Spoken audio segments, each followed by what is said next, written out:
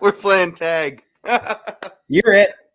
Max, welcome in. Let's go. Okay, we're a little bit late tonight, so Max, we're not going to waste too much time. We're going to get right into it. But first, welcome back, buddy. How you been?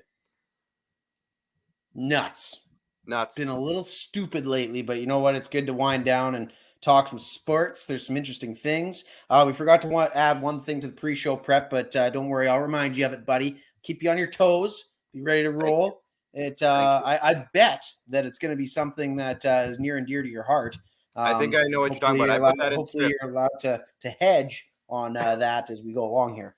Go check the script. I think I added it in, but we should be good. Either way, everybody, welcome into the squad. We haven't had a real script in a while. Welcome into the SquadCast, everybody. Of course, it's Tuesday night, so thank you for jumping in with us here tonight on YouTube, Facebook, Twitter, TikTok over here. Somebody asked my good buddy, if you see this, what's a buddy? Jersey, my brother and buddy combined. Okay, Hedman jersey. I got sent a Hedman jersey from Tampa Bay, Florida, from my good buddy over here on TikTok. Captain Stubage sent me one. Absolute legend.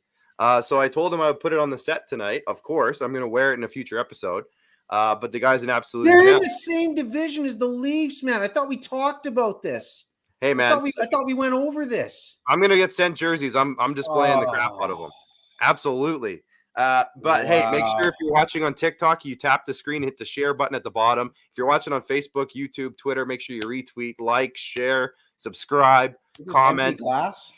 It's your credibility as a Leafs fan. Oh, please. Going out the window. Listen, they blew another 3-1 lead tonight, so I'm starting to weigh my options maybe a little bit. Either way, shout out to our friends at Original 16 Great Western. I got the hard seltzer here. Going to give it a crack here, Max.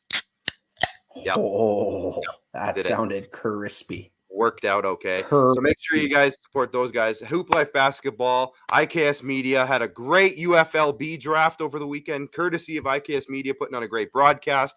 And then we had a great draft for the rest of the weekend. We will talk about those results with me and Max later in the show. We're going to break down our draft, break down our team. We have a special guest tonight, RBI Baseball. Shout out to RBI Baseball and Softball. We have a special guest tonight coming up in about, we started late, so he's coming up in about 8 minutes. But Luca Celebre is coming on from Bardown.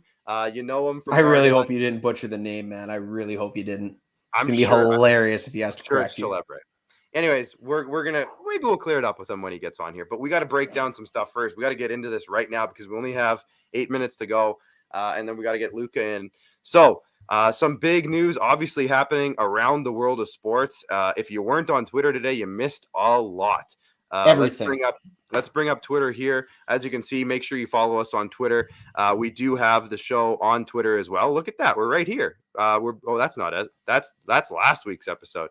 I got to hit refresh on here. Then I'm gonna pin the new episode. Watch this. I already did there, bud. Don't you worry. Okay, look at that. Don't you worry about a thing, buddy. How meta is this right now, Max? Nailed it. Anyways, the biggest handsome today, fellas. Of course, Aaron Rodgers comes out, and then the big news, the breaking news, was a 4-year, $200 million contract with the Green Bay Packers. Ian Rappaport reported it. Adam Schefter reported it. Others did. And then, Max, you tell me this isn't the case. Can you please elaborate why this isn't actually the case? Well, from a gentleman by the name of Pat McAfee that has the man himself on the show weekly. He actually dubs his Tuesday show Aaron Rodgers Tuesdays. Quotes it as categorically false. Wow. Basically, he is going back to the Packers. That's 100% a certainty. Aaron Rodgers later tweeted it out in the day himself. But if you can even go to Aaron Rodgers' Twitter, he doesn't tweet often, but when he feels the need to, he certainly will. And today he did. He just wanted to clear some things up, saying, I am going to be a Packer. No problem there. I'm still going to be Dawn and 12 at Lambeau Field, giving the Packers a shot at the NFC Championship game once again to probably fail miserably, but that's totally fine. Probably going to lose to Matt Stafford. The Rams are a pretty good team. Might have heard of them. But regardless, Aaron Rodgers, $200 million. The narrative around him is that he wants all the money. He wants to be the highest paid player in the league. And I mean, the fact of the matter is, back-to-back MVPs kind of should be. But the other narrative is Aaron's never been a team guy. He always wants to it's about stats and the show and not building the best team around him. Well, again, as Pat McAfee said earlier today, categorically false. He wants to actually have a cap-friendly deal that's friendly for the Packers so that they can take advantage of this, whatever window he's going to sign for, whether it be 2, 3, 4 years. The other thing that makes me wonder about that, he was contemplating retirement. So, I mean, to sign a 4-year deal when you were actively contemplating retirement, that to me just kind of seemed like, okay, maybe the number and the years, something's not quite adding up here. Something's not official, right? So like I said, if you are working on the Twitter sphere there, my friend, if you want to search Aaron Rodgers. Yeah. Clarkus, well, that's you. Let me just throw in my 2 cents here too. The one thing that I think a lot of people were kind of saying was, here's Aaron right here. Today. The one thing that a lot of people were saying was, oh, good. Now the Aaron Rodgers drama is at least over and we can just move on and he's a Packer and we don't have to worry about this.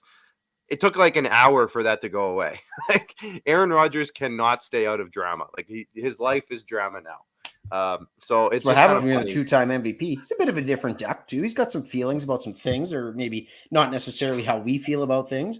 But regardless, 2-time MVP, man. Dude's an absolute stud on the football field. You just can't deny it. Absolutely. I mean, he's no Matt Ryan making $46 million a year to lead. No, and I actually saw a report too today, and we'll get to that right after this. But the Russell Wilson trade, I saw somebody tweet out the Falcons better get on this Matt Ryan trade because look how much Russell Wilson just got, and we can talk about that later. Russell Wilson's won a Super Bowl. He is like 4 times, and he's 3 years younger. He's about 4 times the quarterback that Matt Ryan is, pal. I think, but Max, I think the fact that they got 2 firsts, 2 seconds, and some players, I think if you get half that for Matt Ryan, you'd be flying right now at this exact. All I'm saying, Matt Stafford was a steal. Oh yeah, well we can talk about that too. Do you want to move on to the Russell Wilson trade? Yeah, exactly. Perfect time to transition, right? But yeah, all right, Russell Wilson. Here it is. Now this was bigger news because Aaron Rodgers came out with that first thing in the morning, and then all of a sudden Adam Schefter tosses this one out. And saying Russell Wilson is on the move. This was definitely true. This one's true. Russell Wilson is on the move to the Denver Broncos, and we know the Denver Broncos and John Elway over there are not afraid to make a big move for a big-name quarterback. They've done it before, and they've won championships with doing it. So now Russell Wilson's coming over. Now, this doesn't tell us the return on this tweet, but if I just scroll down, here's the rest of it. So the Seattle Seahawks get quarterback Drew Lock. Now, did Drew Lock go to Washington? Nope. Drew Lock was drafted Denver Bronco. Am I thinking Jake Locker? Remember Jake Locker? I think your football knowledge sometimes is back in like 2015. I feel like sometimes. Yeah, Jake Locker was supposed to be one pick, and then I think he AJ McCarron, baby. Yeah, right there you go. Noah Fant, who fantasy stud Noah Fant's going to Seattle. Shelby Harris, who from Broncos fans, I've heard good things about Shelby Harris. 2 first-round picks, 2 second-round picks, and a 5th-round pick. Denver gets a 4th back, but they also get Russell Wilson. Could you imagine being that in the negotiating room? It's like, you know what? Got to get that 4th back. You know what? We can't pull the trigger on this deal unless we get that 4th back. It's Russell in a 4th or it's not happening. All right. Listen, we'll give you Drew Lock back, but you got to send a 4th. Got it. Got to have that pick back, right? So, I mean, here's Denver again. Like I mentioned, they're going out and making the big move. Are they a team? I mean, they've had pieces in the past, but they've kind of sold a few off in the last couple of years. So you think Von Miller, for example, for your Rams. He's going back to Denver. Well, maybe. You checked his Instagram story lately? No, I haven't. Is he already back there? Von Miller is I don't want to compare the two, but he's very social media savvy. He's a free agent and he's working it as best he can to get as good of a bag as he can get. And I mean, he's still a very impactful player. He proved it with the Rams on their Super Bowl run, in the Super Bowl game, and literally every game up until that point in the playoff run. So Von Miller's going to get a bag. It's a matter of if he wants that nice, comfy spot where he knows it's familiar in Denver, who is ready to roll now that they've got a quarterback. I mean, he can pick and choose where he wants to go, and he's still going to get paid a very, very good chunk of change to do what he does best. And that's hunt the quarterback down, or again, he's a versatile piece in any defense and he can still play football. So Von Miller's potentially going to be a Bronco again on the defensive side of the ball. They pick up a 2nd and 3rd round pick in that trade and then use that capital to go out and get Aaron. It's because Aaron Rodgers was rumored to go to Denver so long. It's going to be hard to say Russell Wilson, but I believe they still have 2 or 3 picks in the top 100 in this year's draft. It's looking good in Denver for folks of that, or I guess fans of that football team right now. Yeah, definitely not a bad thing to go from Drew Lock to Russell Wilson. That's an upgrade. Don't forget Two Gloves Teddy, man. Two Gloves Teddy Bridge. That's an upgrade, as they call it in the industry. Now, Max, we might have to get to this topic a little bit more later on tonight. But Falcons star, my boy Calvin Ridley, you know how he like weirdly left the team last year, and we weren't quite sure why. Was it a mental health break? Did something happen to him personally?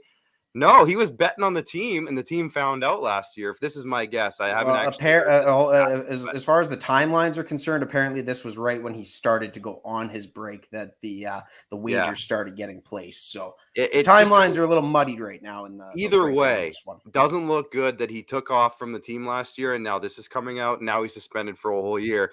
The big joke of it all is that he bet $1,500. That's not that much money, but he loses $11 million. Because of he's out for a year, this is gonna kill some fantasy teams. Let's be honest. But B, the Falcons, who needed every ounce of talent they could get, are now without their top receiver. Going into a year, they can't trade this guy now. I think there was trade talks surrounding him. They can't do that anymore. So this hurts the franchise big time. So Clark, sorry, and again, because I know we got to get going here. Was your New Year's resolution to get some sleep? You're a Leafs fan, you're a Falcons fan. You got some issues going on with your teams, my friend. It's not good. My life is issues. That's all. That's it. There's not much else to it. But anyways, just I don't know. How do you? I'm sure this happens more often than we think in terms of guys betting on their own games. One thing I found interesting is he bet on the Falcons to win. At least he wasn't betting on them to lose. So, I mean, at least he was trying to win. It wasn't like he was throwing loyalty, I guess. Yeah. So, anyways, just a crazy day in football, and we haven't even gotten to the craziest story, which was Jared McCann. Jared McCann signs a 5. Yeah, didn't he sign that extension last week? Oh yeah, just kidding. That was today. No, that was definitely today. We'll just throw it up really fast. Jared McCann 5x5, the biggest news in hockey. Hell of a Leaf. He was a hell of a Leaf. The Jared McCann era will soon be never be forgotten. I should say it was a legendary era. He's getting the Celine Dion "My Heart Will Go On" return. Yeah, more or less. But Max, I think that does it for our opening segment. We're gonna move on because right now, and I think he's ready to roll. We got part-time crowd referee, and I think he might have seen this that I called him that on Twitter. Part-time crowd referee, full-time beauty from Bardown. We got Luca Celebre coming in here. Luca, welcome into the show, buddy. Thanks for joining us tonight. Anytime. Thanks. Yeah. Part-time ref is pretty accurate. Not anymore, but you know what? My reffing days are fun. I'd like to go back to them every now and then. But I was even suggesting maybe the crowd referees when you guys were in the crowd in the playoffs and in the big outdoor crowds. That was a fun time. Can you go into what went into that decision and like the planning meetings for that? How did that go? Honestly, we were just like, wouldn't it be funny if we would ref like at the square? And me and Eric, who also is the other ref, like we actually refed minor hockey for a number of years. So we had the jerseys, we had the whistles, the helmet, we know all the calls and can actually do it pretty accurately. So we're just like, okay, let's do it, and tried it out, and it was funny, and just kept trying to like one up it every single game, which got hard after I think the third year we did it or the second year we did it. So I'm happy we had maybe a couple of years off with the pandemic. So now we've had some time to refresh, and I don't know if they're going to bring back the square, but if they do, we've had a couple of years to kind of think of some new ideas and make it a little better than what it was. I feel like that's a pretty good work environment where you can say, wouldn't it be funny if we did this? And then you go do it and it's a big piece of content and everybody loves it. I mean, that's a pretty awesome thing. And we'll get into it, Bardown. We're going to talk to you about Bardown and its origins and in itself a little bit later on. But let's talk about your origins a little bit, if you don't mind, Luca. I dug a little bit today. I love it. I was watching your video with Milt Stiegel from the Grey Cup, and I saw the little highlight pack from your all-star high school days in King City, Ontario. So I went and checked it out, and I was watching it. Pretty good stuff. Not bad. Yeah. So I guess King City, Ontario, and you're an Avalanche fan, I guess, is where I'm kind of going with this. How did that all start? Because I know the guys and girls give you a hard time on Bardown, but where did that all start, I guess, and how did that become a thing in King City, Ontario, of all places? It came a thing because I guess the first sport I ever played was soccer. I'm Italian, so my dad, like any Italian dad probably does with their son, put them in soccer immediately. And I moved to Nobleton, which is close to King City, small town. Every small town plays hockey. That's the thing in Canada. It's not, soccer isn't a dominant sport. And I, before moving to Nobleton, lived in a predominantly Italian area where everyone plays soccer. So decided to give skating a try, and that's when I started to become a fan of hockey. Really didn't have a team, and my cousin, who's a Leafs fan, my cousin David, he also loved watching the Avalanche back in the day when it was Joe Sakic and Peter Forsberg and Tanguay and Hayduk, Foote, Blake, Waugh, all these incredible players. And so it was easy for me to just sit with him, watch a game, and Joe Sakic was kind of the first person I fell in love with as a hockey fan. He was my favorite player, and I loved the Avs jerseys that they had, and it seemed like an easy team to cheer for. So that's kind of it. The Leafs, my dad wasn't a Leafs fan, and my mom wasn't either. A lot of my cousins are, but I really didn't have like a parental figure being like, you know what, I'm a Leafs fan, you got to be one too. So thank my dad for not being a Leafs fan, and I kind of just latched onto the Avalanche, and that's how that fandom kind of started. I like that. I was going to make the connection between the three of us here. So Max is a Predators fan. Okay. I'm a Leafs fan now, but I started as a Ducks fan. I mean, okay, who wasn't a closet Ducks fan back in the day with the movies and everything, right? Mm-hmm. And obviously with you being an Avs fan, we all have something in common, and that's Paul Correa, because he stopped on all three of our favorite teams. Max got the bobblehead up there. Got a couple of bobbleheads. He was my guy, so to say. Incredible, incredible. And the broken stick just does it for me, Max. You tape the stick together so it stayed on there. I love that. Man. Yeah, I had to have that one go. Absolutely. That's amazing. So, I remember that year too. The Avs got Teemu Selanne, and like they just loaded up on legendary players and didn't win, but it was, I just forget that happens sometimes, where they got Correa, Selanne, and had all of these other Hall of Fame guys. Yeah, unbelievable year. I was even a bit of a fan too, because my good buddy Austin Andrews was a goalie, and his thing was Patrick Waugh, and he wanted to be an Avs a goalie for the Avalanche when he grew up, but neither of those things happened either. But no, it was a fun era for hockey. It really was, especially that loaded up Avalanche team, and that was fun. But Max, I know the reason we reached out to Luca in the first place was because here we go. Well, we're gonna let you go a little bit here, Luca, because we want the entire floor will be yours, Luca. Okay. I'm gonna let Max take over here, because this is the reason we reached out. Well, and you know what, Luca, and this is funny, actually, the way that our dynamic works is I'm the graphics guy, right? I'm the guy that puts the stuff together for the socials, and sometimes the graphics department can blow you up in ways that you never imagined possible. But with that being said, it was a bit of a hot take city last week, or at least that's how the graphic portrayed it to be. Mitch Marner is the most, I forget the exact words of it, and again, we'll let you have the floor to get to it, but possibly the most underrated star in all of hockey. Was that just kind of, I guess, maybe minced words? Was that the exact words? Either way, let's get the take and the reasoning behind it. The floor is yours, good sir. Yeah, so on the Bardown podcast, we were talking about underrated players, but specifically star players in hockey. And so that is the quote. And obviously, like, the headline of it is a very hot take. And if that's all people are seeing on Twitter, I totally get it. And like, I get it myself. It's a wild thing to say when you're talking about a guy, and I get the arguments against it. That's plays in Toronto, so much media coverage. He's making $11 million or just under $11 million a season. So there's those expectations when you are a star player. And the playoff thing is also a thing where it's like he hasn't performed as well as his regular season play in the playoffs, and you get paid to perform in the playoffs. I totally understand that. I think my thing with this whole argument is more so that, like, I guess what I want to say and what I didn't say on the podcast too, for anyone that did listen to it, was like, I think he gets forgotten about because of the negative perception that Leafs fans have of him and the criticism for just specifically the playoff thing. But I think Leafs fans in particular are mad about the contract thing and how that all played out. And so I think there's definitely some like ill will towards him. Like, he's playing great and they love him when he's playing great. But I think even now everyone's just like, well, let's see it in the playoffs. I don't care what he does now. Same thing isn't said about Austin Matthews, who only scored 1 goal against Montreal last year in a 7-game series. So, I mean, I just don't like that kind of hey, it can be one way for one guy, another way for another guy.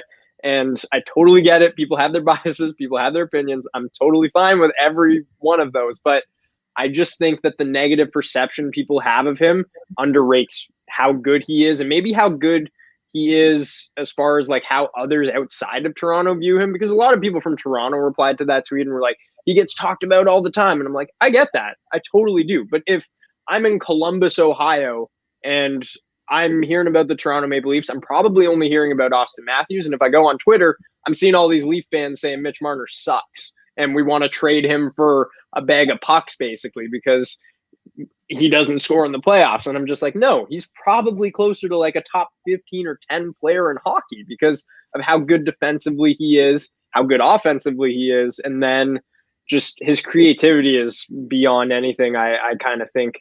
I think it's reserved for really special players in hockey. I think he's a really good playmaker, and that, I mean, I get it. If you want to call him overpaid, fine. I mean, what if he takes $2 million less? I don't think the Leafs are a better team. Like, who are you going to sign for $2 million that is going to really make this team a Stanley Cup team or put them over the edge? So that's where I kind of am like, you know what? The money is the money. You got paid it. He does have to perform in the playoffs, and so I'll cave on that part of the argument. But I guess my whole argument is just, and this is a long-winded answer of saying, I think the negative perception surrounding him, the negative perception surrounding him makes me think he's underrated to people that may not watch him a lot or may just hear about the Toronto Maple Leafs because that's all they hear about, and maybe don't watch him enough to appreciate how complete of a player he is, because so many people are at the end of the year just being like, trade this guy. Like, we can't win with him. He's not good enough. And it's just like, why would you trade one of the 15 best players in hockey? Who are you getting back that is going to be better or on par that's going to help you win a Stanley Cup? I get it that they've had the shortcomings, but I guess that's where my argument is. And so nothing will get solved until he does well in the playoffs. If I can step in here for a sec. Absolutely. He's also a very good penalty killer, leads the team in forward penalty kill time on ice. Yep. Just saying. And B, you know, a good way to make all that go away is lead the league in scoring for a few months, which he has. And that usually just kind of goes away. I'm talking about the negative fan base, the negative internal fan base talk. Let's stay on that topic for a bit. Who are a couple other guys? And I know we hear like Barkov and Huberdeau all the time because nobody talks about Florida enough, but who are some of the other guys maybe around the league that could be in a similar conversation? Underrated guys who deserve more attention. I think if we're talking like stars, we brought up Brad Marchand on the podcast as well, and that's who Corbin was talking about. And I think it's a good one. I think like him too, as far as the perception goes, like, yeah, it's all the antics and stuff like that, but he truly is one of the, you could argue, like 5 or 6 best players in hockey. And like points, I think we looked it up in the last 4 seasons, like only 3 other players have more points than he does. So, I mean, the production's been there. This 6-year stretch he's kind of had is incredible. I think a guy defensively that I look at that is playing in Dallas is Miro Heiskanen. And I think he's kind of getting forgotten in the Norris conversation, maybe because the point production isn't there. And let's face it, like the Norris is, okay, if you put up a crazy amount of points, you're probably going to win it. And if you're also good defensively, like that helps too. I think he's really good defensively and the point production isn't there. But like, I'd say he's right up there with Hedman and Fox and Makar for sure.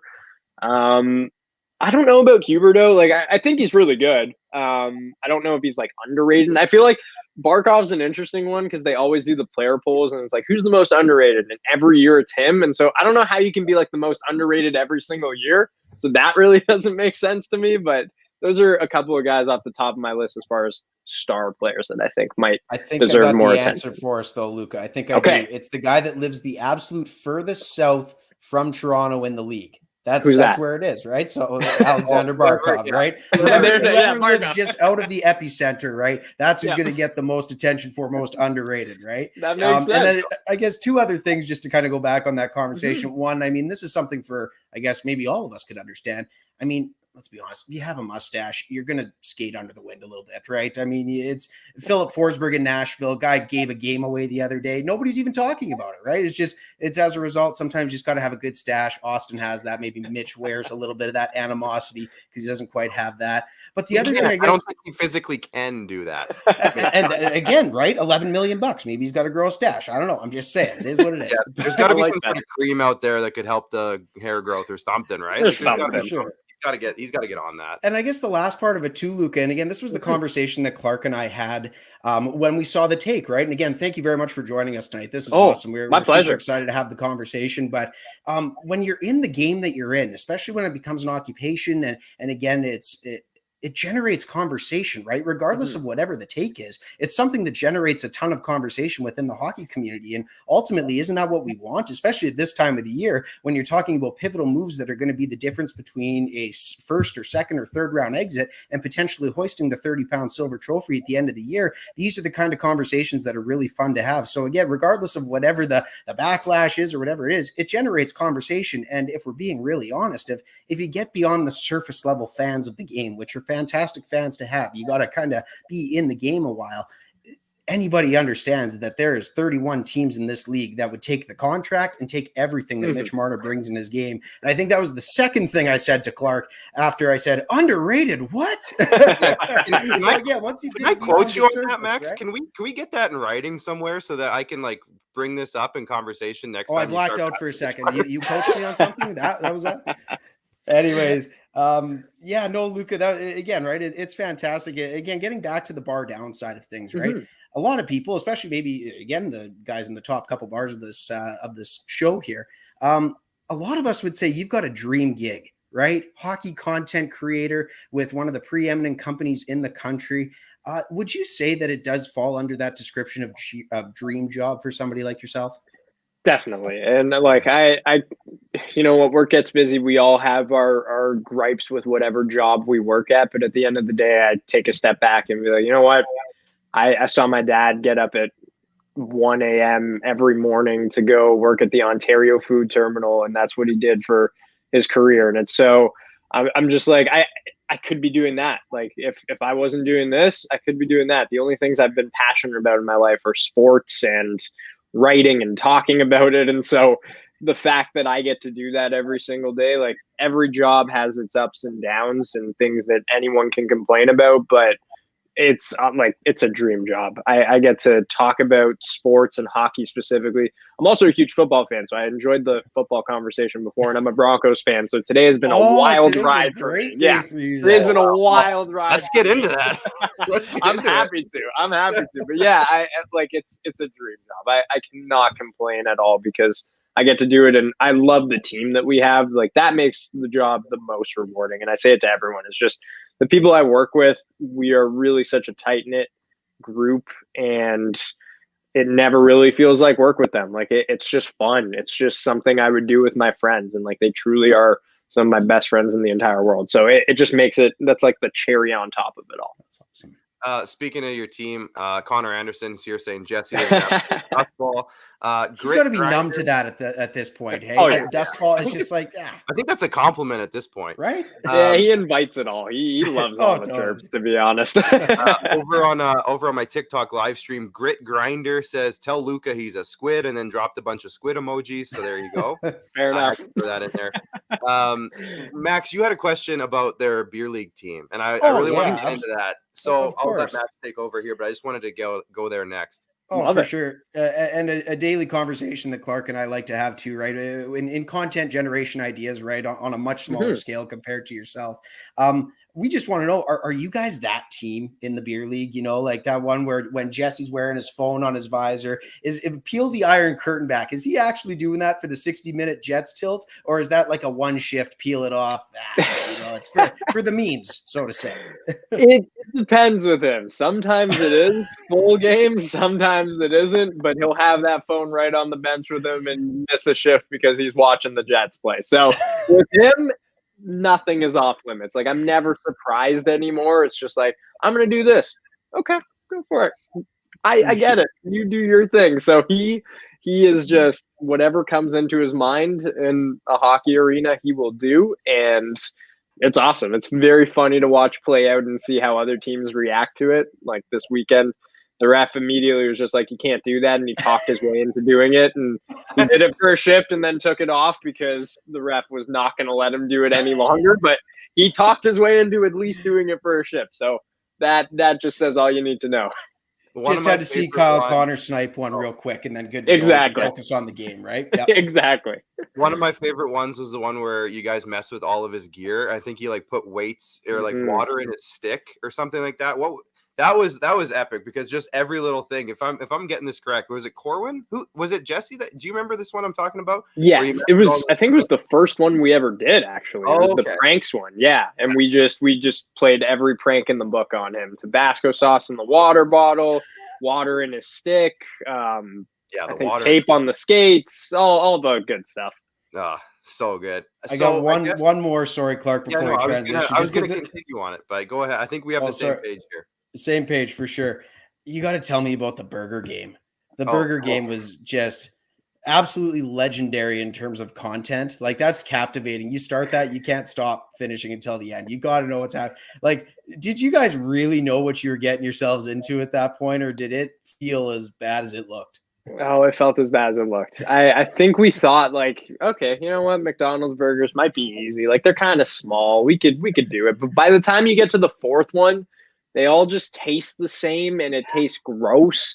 And I feel like this is anything with food. It's just like when you have the same thing in a short amount of time and just too much of it, like, it's not going to be enjoyable. And so by the seventh burger, it was just absolutely disgusting. And like, we wanted no part of it anymore because it did not feel good playing that hockey game. It took a while to even just not feel so heavy on the ice because that's what it was. It was just like a heaviness playing, and then you'd come off the bench and just feel like you're going to throw up. It was rough.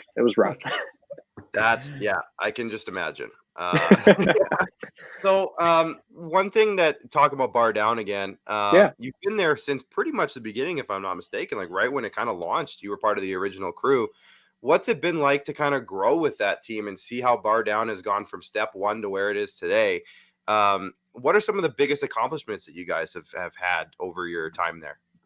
Yeah, I think I came, so originally there were 3 members of the team, and then I think a year and a half, maybe 2 years after that was when I interned and kind of came along. But yeah, I think honestly, the fact that like our brand is associated with hockey culture in general is pretty incredible. And getting to that point has been really cool. Like when you think of hockey, whether it's now we're doing like stuff with the CHL, it's not just NHL anymore. It's not just CHL, it's women's hockey as well. And so the fact that we can be this hockey culture and just embedded into it, I think is really impressive. And I think it speaks to the growth that we have. So I'm definitely very proud of that. But also the fact that we do a lot of other things too. Like I've gotten to go to the Super Bowl twice and cover stuff for TSN Social and Bardown, which is awesome. The Grey Cup video you mentioned with Milt Stiegel, like we get to support those properties that TSN has and do it in a really fun and unique way like we do with hockey. And yeah, maybe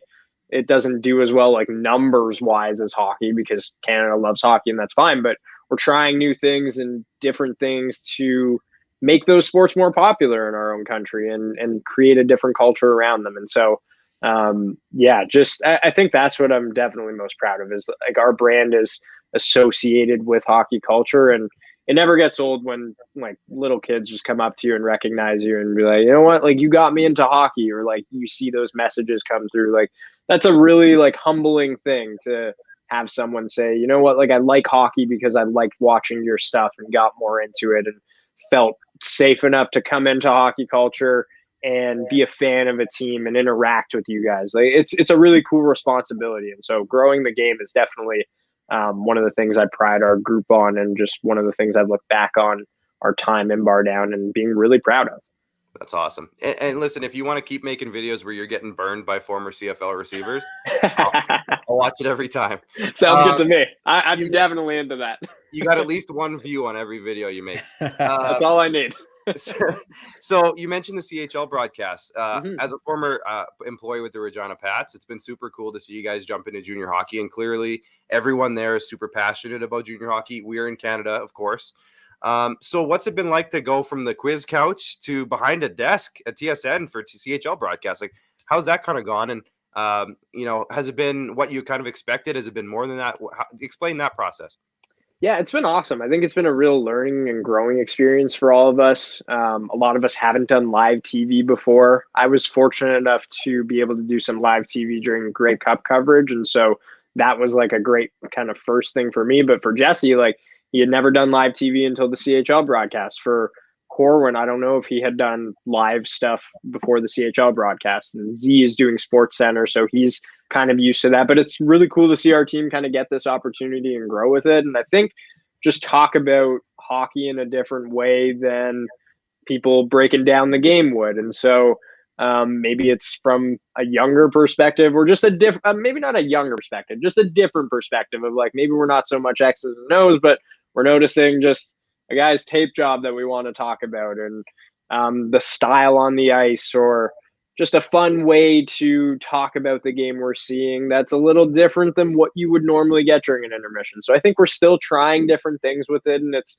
awesome that we have the opportunity to try different things and grow junior hockey, because it's awesome. I was at a Peterborough Pete's game on Saturday with my girlfriend and a couple of friends, and it was 2,500 people, and it was awesome. Like, it was a small town, just everyone there to watch the Pete's, and like the atmosphere was great. The arena was really cool. It felt really like comforting, and just, I don't know what it was. It just had like a magical feeling to it. And I think like if we can shed light on that all across the country, I'm sure there are so many great small towns and towns that are passionate about CHL hockey that don't have an NHL team. That's really cool. I think that deserves more coverage and more love. And I'd love to find ways, and we love to find ways to kind of do that in a unique way. It's been cool to see. Absolutely. So keep doing that, because you're doing a good thing. Thank you. If you want to take a question from our intern, Alan. Yeah. He's watching. He's no longer our intern, but I'm always going to call him that. He says, "Hey, Luca, how did it feel to interact with Kenny Omega?" Oh, nice. Alan is a wrestling fan, I'm assuming. It was wild. I'm a huge wrestling fan. It's cool that TSN has AEW, because I love AEW wrestling specifically as well. So that was a surreal feeling. And the fact that like Jesse had no idea who he was, so I think that made it even better. And the fact that both of them were from Winnipeg, like, immediately just broke down the barrier, and like Jesse was chirping him and I was on his side, and it was just perfect. It couldn't have gone better. And he was such a cool dude. Like, I want to do more stuff with wrestlers if we can, but that was like a really cool first one. And yeah, he was awesome. He was like just amazing. I'm so like, I forget that happens sometimes, you know? Yeah, for sure. So Max, Luca, maybe just a couple. Staying on the fan train side of things, talked a lot of shop tonight, a lot of fun things on the practical side. But let's appeal to the sports fans and each other here. Let's do it. One, thank you very much for Von Miller. Greatly appreciated. His contributions were certainly welcome. It was a fantastic run. I guess Max doesn't like flaunting that the Rams won the Super Bowl. No, I don't know. It was kind of a big deal. I thought it was fine. It was a fun time. I enjoyed it. I lost my voice for a few days. It was great. But getting back, I guess, again, burying the lead, now knowing that you are a diehard Denver Broncos fan, I can only assume, just with your passion for the Avs, that you follow the Broncos just as closely. One, you get the guy today. You get the quarterback that you've been longing for since Peyton Manning. What does Russell Wilson bring to you guys? It could be Super Bowl contender. It could just be contending in that gauntlet of an AFC with all the quarterbacks in your own division, let alone just the entire conference. Russell Wilson, maybe Von Miller again. We know he's got Instagram. Maybe he's coming back. Is that what you guys need to be the team in the AFC in a loaded AFC?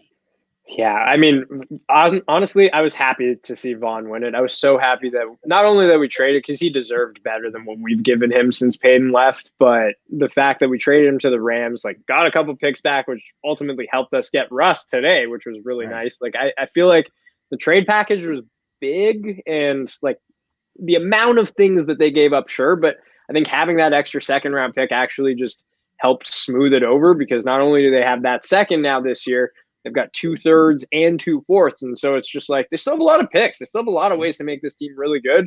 And if you were going to take a quarterback at 9, I'd rather have Russell Wilson than any of them. So scrap that first round pick. That's okay. Like, we got Russell Wilson. So yeah, I don't know if we're ready to compete, but I think that this roster is good enough to at least be way better than we've been since Peyton Manning left. And that's all I think Broncos fans have wanted. I'm also happy that the Drew Lock era is finally over, because I'm tired of arguing with people on Twitter that actually think he is still a viable option to be like a franchise quarterback. And I'm just like, no, like we've seen enough of him. He lost out a job to Teddy Bridgewater, and that's all I need to know. Like, if the coaching staff didn't trust that Locke was head and shoulders above Teddy Bridgewater, that's all you need to know. So I love the move. I know the picks are a lot, but they have a lot of money in free agency still, so they can improve their roster there. It's weird to think that he's probably the third best quarterback in the division, but you know what? That's the AFC. He wanted to come to Denver and compete. I love that. I love that mindset. So let's get going, Russ. I'm really excited. I don't think I've been this excited since they won the Super Bowl. Jersey's on order, right? Yeah. Not yet, but it might be soon. My man, Max, I'll let you jump in here, but my man Stoobs over on TikTok says Jerry Jeudy's fantasy stock just skyrocketed. Oh, yeah. Way up. Cortland Sutton, Jerry Jeudy, Albert O. I'm not even going to try and pronounce his last name. Our tight end now that is stepping in because Noah Fant's gone. Like, everyone, stock up on everyone. And who's going to be that value free agent that pops over, for a cheap price to come play with Russ, Exactly. I think Von Miller might take a hometown discount to go back. I think he might too. Russ Wilson too. Either way, nice.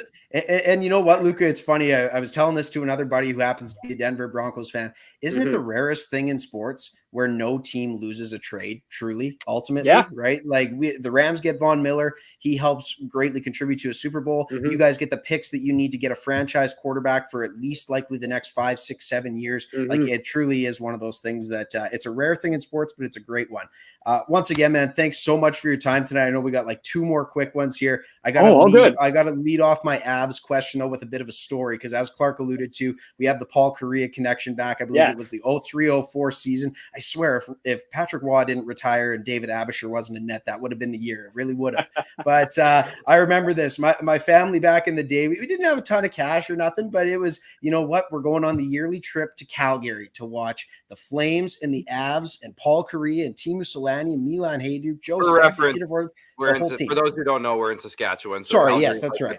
At the time, Winnipeg didn't have a team. So okay, Calgary, fair enough. Yeah, there we go. Exactly. Just draw that. Yeah. That makes sense. Exactly. Yeah, connect those dots. Right. That's right. Anyways, so we're loading up. We go to the game. Parents buy some tickets. This is great. This is awesome. Korea's out with a wrist injury. Okay. Solani. Oh, he's got a bum knee. He might play like 8 minutes tonight. And so I remember that game very vividly. So we go and it's a 1-0 game. Peter Worrell scores off his ass for a 1-0 Avalanche win in Calgary. Let's go. So my question is, Luca, in your fandom as a Colorado Avalanche fan, who is your favorite most obscure Colorado Avalanche player of all time that isn't in the upper echelon? Who's the guy? love this question. I really like this question. So I think Milan Hajduk probably doesn't get like the respect he deserves as like a really, really good Avalanche player. I think he's too like well known though for me to pick him as an answer. So I'll go with a different one. Marek Spatos. I always played with him in the old NHL games because right-handed shot. He was pretty fast, had some nice dangles. Yeah, he was. So I feel like I wish his production was a little better in real life, but I feel like he had some good seasons. He had some decent seasons, and he was fun to watch. So if we're going obscure, I think it would be him, maybe like a Dan Highnote. I really remember him for some reason. I'm not sure why. Right now, I love Danny Highnote. There you go. John Michael Lyles on defense. I played defense, and he was always just a great offensive defenseman. And I got to meet him in St. Louis just very briefly when we were there for All-Star Weekend. He was super nice, and he does the Avs broadcast now from his wine cellar, which I always find very funny. So those are some obscure ones, but I love that question. Right. Yeah. Actually, it's funny. We had this conversation, me and my boy Jeremy Corrigan, shout out Jay Corgs.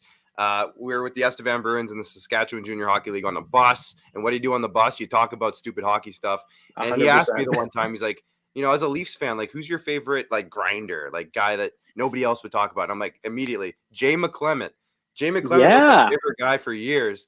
And eventually for Christmas, he had me for Secret Santa, gets me a Jay McClement t-shirt. I still have it in my drawer over there. Love that guy. That's amazing. So definitely, those are some of my favorite conversations. Speaking of that, if you look behind me, I don't know if you can see, but I have an Adam Brooks Leafs jersey on my wall. Now, again, I told you earlier I was a Regina Pats employee while he was there.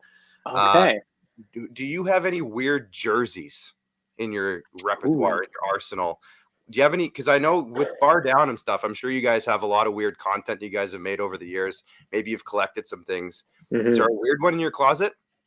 That's a great question. I'm trying to think of maybe the weirdest jersey I have. Shirt. It can be a piece of merchandise. Yeah. Really. Max, you got one while Luca's thinking? Yeah. Oh, for jerseys for my own closet? Yeah, anything you got over there. Well, see, I have legendary jerseys. I've got the eggplant and the 03 cut patch Paul Correa. I love those. I got the matching set. So, like, I don't know about obscure.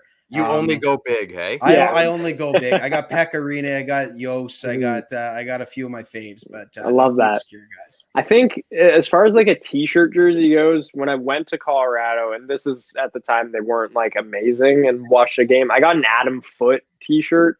It's kind of obscure, but not really. But like he was kind of on his last leg, still playing for the Avs. Jerseys, I have a lot of just random jerseys that like an Avalanche fan probably shouldn't have. Like my dad got me a Fleury jersey one year for Christmas, so I've got a Marc-Andre Fleury Golden Knights jersey in my closet. I've got what else do I have? I'm just it wasn't last year, was it, Luca? That just it wasn't. That would have been a mean thing to do. It would have been so mean. You're unclear. It would not have been nice. No, I'm to make us all feel really old too. You mentioned Adam Foote. Now both of his sons are in the NHL basically now. So now we all feel really old. That's good. Insane. Insane. Yeah, I don't know. I've always wanted to get like a very obscure player though, because like I feel like those jerseys can always be appreciated more by the fans that get it. And so I don't know who it's going to be, but I've always wanted an Islanders fisherman jersey, and it might be Ziggy Palffy. That's the one I've been looking for. And so we'll see if that happens. That might be my best obscure one. Get a Mark Parrish fisherman jersey. Ooh, that's a good one too. That's a really good one. So we can't let you go without just some hockey. So just some hockey talk. And as we're talking here, I'm just watching my Maple Leafs don't do that, Clark. I thought you learned. Don't do it. They blew a lead and they just scored 2 goals in like 48 seconds to come back and take the lead back. So of course they did. That sounds exactly like the Maple Leafs I know. Austin Matthews, William Nylander. It is what it is. But there's obviously a trade deadline coming up. I'm sure you guys are wrapping up some content for that. The easy question, I guess I should say, is like, who's the top target? Who's the team you think is going to actually be able to make the most noise? Because we've been talking about it for months. There's a lot of cap-strapped teams. Kyle Dubas has even come out and said, like, we probably have one trade, and that's it. Like, we don't have much room to work with more than one. So is there a team out there that you think could maybe make a couple moves and make a real big push here at the end of the season? I'm hoping like the Avs make something, but again, they're one of those cap teams that I'm not sure. If Calgary's got another move in them, then they've made 2 great ones, because Toffoli has just been unbelievable since joining them. I feel like Florida's going to do something. I'm not sure what, but it seems like they've got assets if they want it. They've got draft picks, and I think like the Rangers are another team, because I've heard Florida now is the front runner for Giroux, which sucks. Like I really want the Avs to get him, like but the perfect fit for the Avs. I know they need a guy that can actually win faceoffs, because that's the area that they definitely lack in the most. And so it'd be great. But yeah, I'm not sure. It really does seem like spread out with a lot of teams kind of vying for these guys. And if one does get them, you think that, yeah, you know what, that's probably it for that team, because they've given up a first and probably another asset, and they're probably done. So I like it that there's a lot of teams in on these guys, but I don't know who will make like 2 moves. I could see Calgary doing it. I feel like they might be the team to do it. I don't know. Like Tampa Bay can't do anything, right? But I wouldn't be surprised. But they will. So they'll find a way. Like it's crazy. I'm really excited. It feels like there's a lot of different possibilities, and like just when the trade deadline is over and done with, I'm really excited to see what the landscape of the league is after it's done. I'm calling it now. Mark Giordano back to Calgary, and that's their big move. I'm thinking that's going to happen. I like it. I think it'll be fun. Who are your top few teams that you think? I mean, I can tell which one you're going to say already, and I would agree with you. But like, who are your top few teams that you think are really in it this year? Really in it? Really in it. So we just did a podcast about kind of this. So I guess like in the East is so tough. Like the playoffs have basically been set in the East for months. So I'll start with the West. I only think there are 3 teams in the West that you take seriously, and that's Colorado, Calgary, and Vegas. If they can figure out what's going on, because they look like they're struggling a little bit in the playoffs. They'll get Mark Stone back, you presume, but they got to get there first. Like they really have been struggling to the point where they're kind of battling with Edmonton. And I guess whoever else is coming out of that division for that third spot or a wild card spot. So I'd say those 3 teams in the West, and then in the East, Tampa, Florida, Toronto. I'd put Boston in that group. I'd put Carolina in that group. I'd put the Penguins in that group as well. Like I could legitimately see any of those 6 teams winning, and it wouldn't shock me. It would shock me if the Rangers or the Capitals came out of the East and went to the Stanley Cup final or made a run. It shocked me a little more just because of how many good teams they'd have to go through.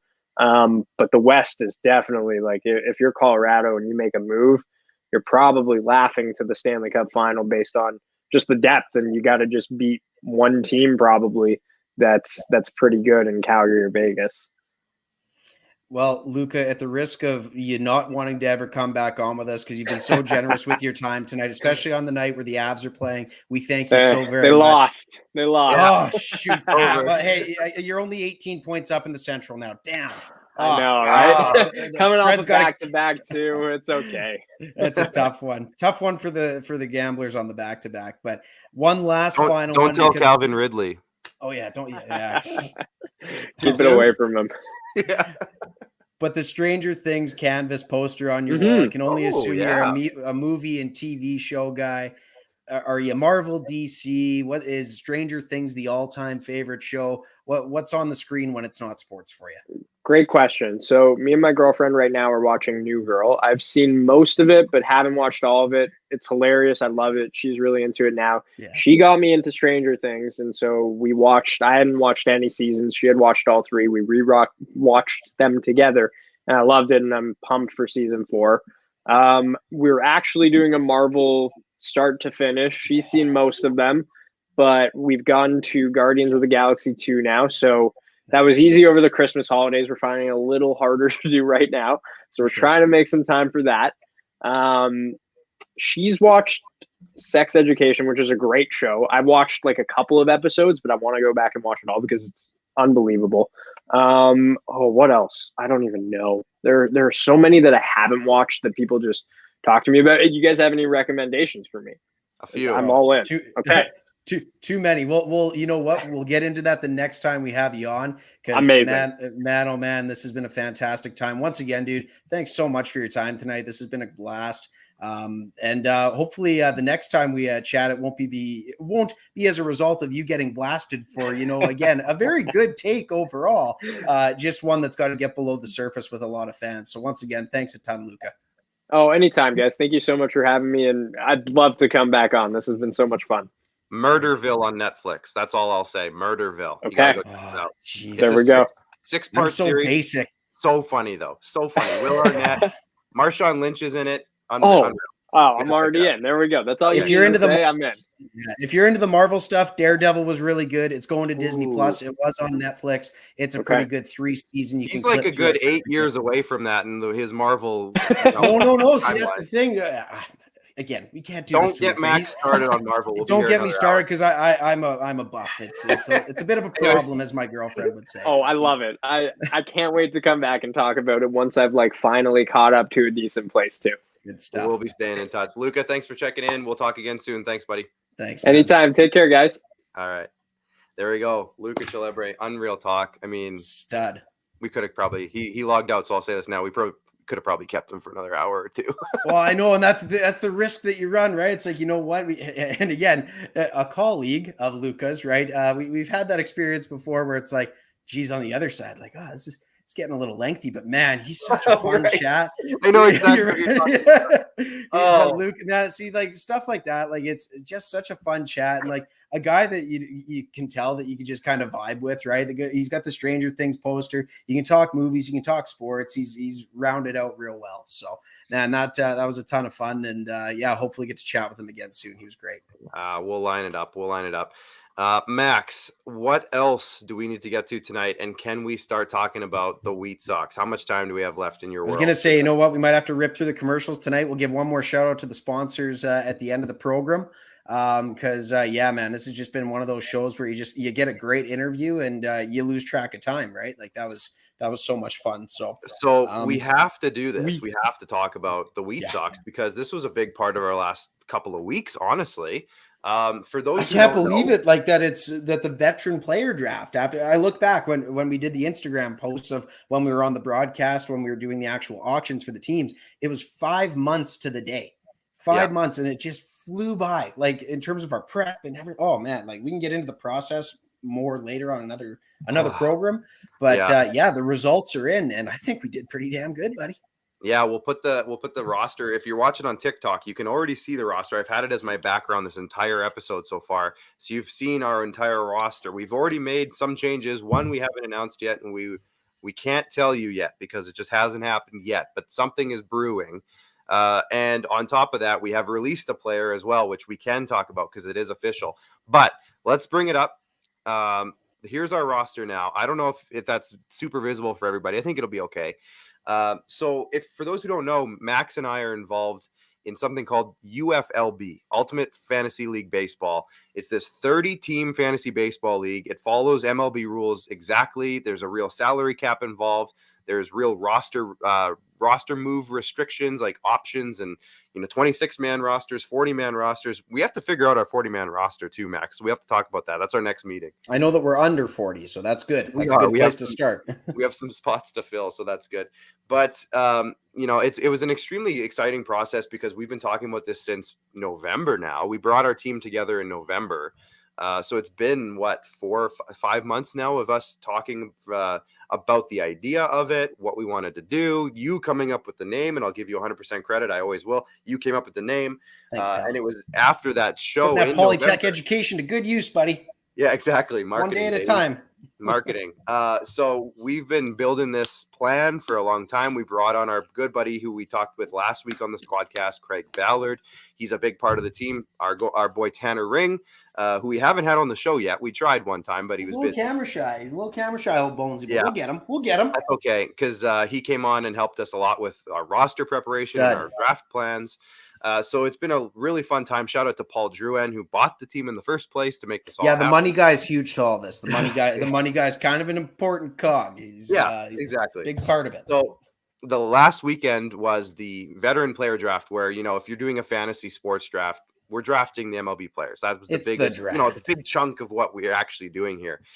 We had the 17th overall pick.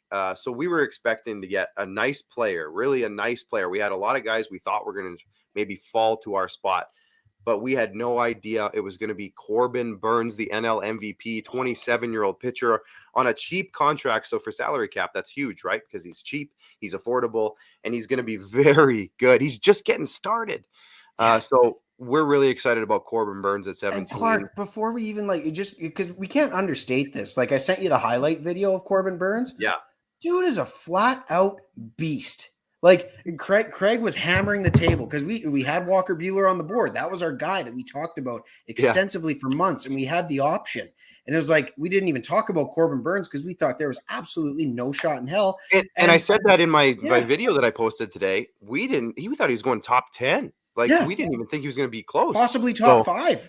Ultimately, really, when it comes to, and then when you watch his highlights, man, his delivery.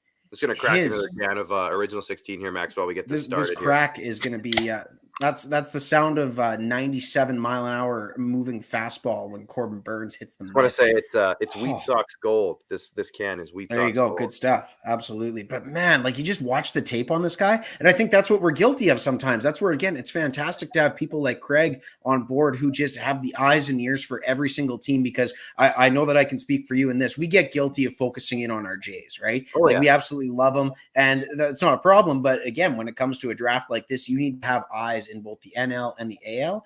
And man, oh man, am I happy after watching the tape on this guy that Craig was literally banging on the table saying, forget Walker Buehler. Yeah, forget his name. Get it in your mouth. Corbin my nephew Jackson was watching Craig's live stream, and he told me later that day, because my mom had a birthday party later that night on Sunday. Yeah. And he told me, he's like, yeah, I saw Craig. I was laughing so hard with how much he really wanted Corbin Burns. Oh, yeah, he is. I just think, because I was there was a draft broadcast, and that was I was actually not in the war room making the decision. So I got a text message, and it was just capital letters, "We have to pick Burns." Yeah. And I was like, okay, good, go for it. Oh, no. Don't you do that. No, we have to give Craig the credit he's due. I'm pretty sure you sent about 3. You sure's in there. I said Buehler's been our guy all along. Are we sure? And I wasn't questioning. I was in the exact same boat you were, though. I was too. I really was. I mean, we know what Walker Buehler one guy for all along. Yeah. Mm-hmm. So are we sure? That's all I was asking. Like, are we absolutely? We're good, right? I'm guilty of the exact same thing you were. One thing I want to just mention here, let's bring it up. Colin, let's talk about this. So Paul Goldschmidt in the 4th round, he says it's a little too high. Now, I don't know exactly what your reasoning is, Colin. Please, elaborate. No, I think you know what though, and not Colin's fault here, because again, when it comes to this league, this is as nuanced of a league as you're going to find, right? In terms of what the value is, consistency above all else is a fantastic metric to go off of. Reliability, consistency. In our opinion, when you look at Paul Goldschmidt's numbers over the past 6-7 years, dating back to his time in Arizona, he's the definition of consistency. You know exactly what you're going to get out of Paul Goldschmidt. And when it came to first baseman on the board, I mean, that was at a point in the draft where I think 5 or 6 had already gone.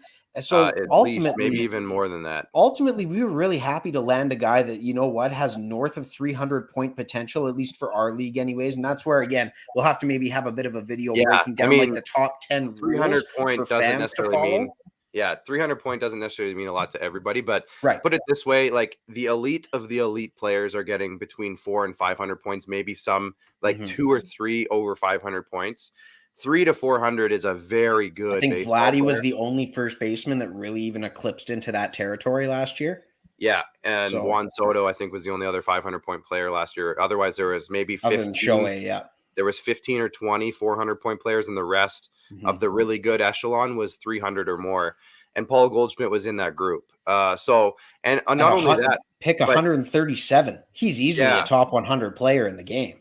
Yeah, and exactly, Colin. You have to remember 30 teams in this draft. So by our pick in round 4, it was 107th pick overall. 137th.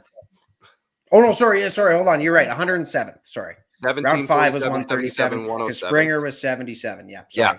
Now it's getting a little off at this time of the evening. It was 107th overall. So 100 players had already gone ahead of him. So at that point, we were happy to get him. I got another comment today. Lance Lynn was maybe a little high at 5, but again, that was 137 picks, and he's been so reliable over the last few years. So, here comes Aaron. He says, "Are we trading for Stripling?" I've had the conversation. So it might happen. But man, you know what? And again, though, that was the thing about it, though, right? So in this, and again, to answer Colin's question here, exactly, is this a keeper league? How many seasons do you plan on running this? Well, ultimately, as long as we can go, right? That's what the idea of this is. This is it's supposed to model professional baseball ownership is what this is. We now own these players in this league forever, unless we trade them or cut them or whatever. But this is forever. So if we get Paul Goldschmidt, who has 3 really, really good seasons, all of a sudden we're laughing, because at the same time, Max, I thought about this as well with Goldschmidt in St. Louis. If the universal DH comes in, all of a sudden we can squeeze 2 or 3 more years out of Paul Goldschmidt because now he's the DH. You know what I mean? I thought Nelson Cruz could hit bombs into his 40s. Wait till you see Paulie Goldschmidt. I know. But anyways, I guess, he's 34 only right now. My last point on this, though, before we can kind of move on, is we kept saying it in the draft room, right? Like this was a draft, the ultimate draft where you're in your league with your 10 to 12 buddies where you're like, shoot, you snagged my guy. There was 29 other teams in this league. So we had one of every 30 picks. We were getting 3 or 4 guys stolen from us every round. So it was very, very difficult to finally land on. Again, not to say that we were disappointed, because I think ultimately when we talk about the projections of where we slot to finish, based on 2021 stats anyways, we did very, very good in terms of we're in the top 15% in terms of the entire league. One of the teams did a bit of a ranking of last year's numbers, and I guess this comes. We would even be even higher last year because some of our players were hurt. Like I think of George Springer, Sir Anthony Dominguez as our 16th rounder. Like if he was healthy, he would have been a 200 to 300 point. Alex Cobb missed some time too, didn't he? Yep. There was a few guys on our list that did. Tommy Listella got hurt. Yep. So a few of our guys did last year. So if you think about that, in the terms of those guys being healthy, we would have been even higher. But I think we had a 41-ish 100-point total over at the end of the year last year. And I think that would have put us 6th or 7th overall in the entire league as the 17th overall pick. So we're feeling pretty good about that right now. And we've already, I will say this, we have made a trade that has already made this roster even stronger. And I'm excited to announce it. We can't yet. I just can't do it because I've been told not to say anything. So non-disclosure agreements, stuff like that. But I'm hoping in the next few days we can announce it and you'll see what we're talking about. Jeez, man, you got me all hyped up. I thought we were doing it today. That's why I did the graphic. I mean, the marketing department did the graphic up, and it's out of my hands, right? The league is getting everything set up and formatted, and until that happens, we can't do anything. So once that happens, we will. I promise. Colin is saying that's what I'm saying. If the universal DH doesn't happen, you only have him on the field for 3 more years. Hey, you know what? You know what, Colin? No disrespect, but if this team right here thought about only 3 more years from now, wouldn't have a championship. Yeah, we're in a win now window. That's where we're at. And here's, I guess, one thing I just also wanted to mention to those who are interested. So if you're still watching, thank you for watching. But it wasn't our plan to go, if you look from pick 2 to 7, those are all 30-year-old plus players. Yeah, we did not anticipate doing that. It wasn't our plan to do that. We were thinking of going young and a little bit cheaper. We wanted to be a kind of a budget team that, got some young guys and developed them and let them sit there for a bit. It quickly turned into that not being available to us. In the first round, the amount of guys who were under the age of 25 that were drafted was astounding. I wasn't surprised, but it was high. Second round right away, like 10 or 12 guys went that we had targeted. Our boy Alek Manoah. Alek Manoah, he got picked before our second round pick even. So we were kind of adjusting a lot as we went. And I'll give full credit to Craig Ballard. I hope he hears this. Second round, when we got our pick, we were going to take somebody else. And then he's like, Salvi's right there. We should just do it. And I was like, Salvador Perez, are we sure we're going to do this? And it turns out, Max, that somebody who had the 7th overall pick was going to take him the very next round. They would have taken him in the top of the 3rd round if he was still available. Well, and there was points in our pre-scout meetings where Craig, again, credit to Craig, good call, Craig, banging on the table saying, you know what, if our plan A and B fall through, we should really look to get the best catcher in the game at pick number 17 even. And we got him 30 slots later. That's the epitome of a perfect plan falling into place where it just kind of, you don't look a gift horse in the mouth, as they say. So this is one of those times where, again, great to have great scouts. Tanner Ring coming through with some of those mid-round selections. Again, a guy banging on the table for a Raymel Tapia, a Miguel Rojas, and our 26th round pick, Uris Familia, who in terms of a player, all Tanner, all Bonesy, and a guy that when you identify him and look at his production the last 4 or 5 years, Juris Familia could easily be a guy for our team that contributes a lot throughout this entire season. So we're just lucky to have such a good staff that was able to kind of rally around and say, you know what, if our plan A and B fall through, don't worry about it. We're going to have a 1A and a 1B. And it was just awesome to have those guys both in the room, just feeding us the intel that we needed to build what we consider as a team that's going to compete this year. No doubt about it. And we're not done yet. Like I said, there's stuff happening, and not only one trade, there might be 3 trades on the board that we might be able to pull off before the season even starts. So always looking for ways to improve. And your new nickname for me is going to be Clint. Just firing off trade bullets all the time, like in a Western Clint Eastwood. Flick. That kind of Clint. Yeah, Clint Eastwood. If you're watching this from the UFLB, anybody owners or GMs of teams from the UFLB, come chat. Clark says to us in the text today, is like, you know what? I might not be making all these moves, guys, but I'm just here to establish a presence that we're going to be an aggressive team. I'm like, well, the fact that you've messaged 29 other teams already maybe makes them think that. So, I mean, I think we're okay. I think we're at about 14 or 15 though, like legitimately. So we're hard buyers. We're hard buyers. We don't even have a date for an opening pitch yet this season, and we're already hard buyers at the trade deadline. So it's a good spot to be in. My boy Captain Stubich says, "Is that Coco Crisp?" Funny enough, Coco Crisp I think got selected, if I'm not mistaken. Available for Legends League, yeah. Didn't somebody take him, or was he just on the list? He was at the top of the board for a while at the end of the draft. I know. So I was pretty funny that you mentioned that because he was legitimately on there. No, we did not take Coco Crisp. For those on TikTok who are looking at my board, if I'm looking stupid over here, it's because my background on TikTok is our roster. So I'm just showing everybody. You're looking stupid for a lot of other reasons, but Thank whatever. You. Nope, Appreciate you, buddy. Appreciate you. Victor Hedman and Adam Brooks right beside each other. Like, really? I was good. That was my other question for Luca. Is that a party foul? To have two teams, that one in there. That would have been a good one. No, we'll get it the next time. Again, that's a guy that you could have a good long chat with. We'll have to send him some products. You know what I was thinking? Care package, so to speak. We should try to find him a Merrick Svatos shirt and send it to him. You do the digging, man. You got the bank account info. You can dial that up. I'll see about it. I'll see about it. We should probably wrap this up, Max, because I know you have more stuff to do tonight. Yeah, buddy. I'm on the homework train after this. I'm going over. What am I going over tonight? I'm going over marketing and No, that's page 8 of my notes. Advertising and marketing communications tonight. So that's what I'm got dialed up for the rest of the evening. Can't you just tell them that you're already good at it and they just give you the pass? Well, walk in there and say, hey, I came up with the name for the Wheat Sox. Give me an A.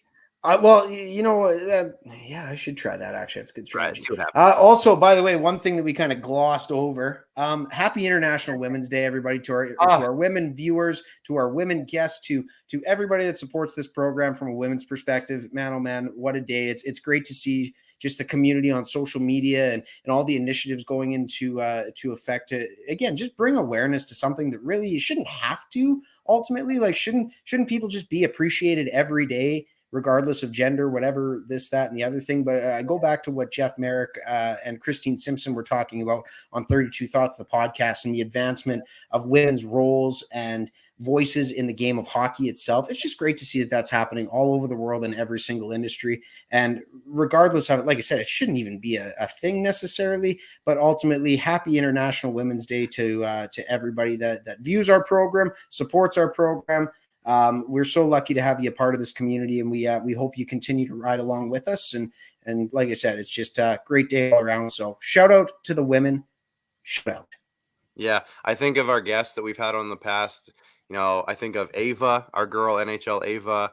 I think of Annie O'Donnell. I think of Jesse Pierce, Rachel Dory, currently with the Vancouver Canucks. Rachel Dory, yes, that's a big one.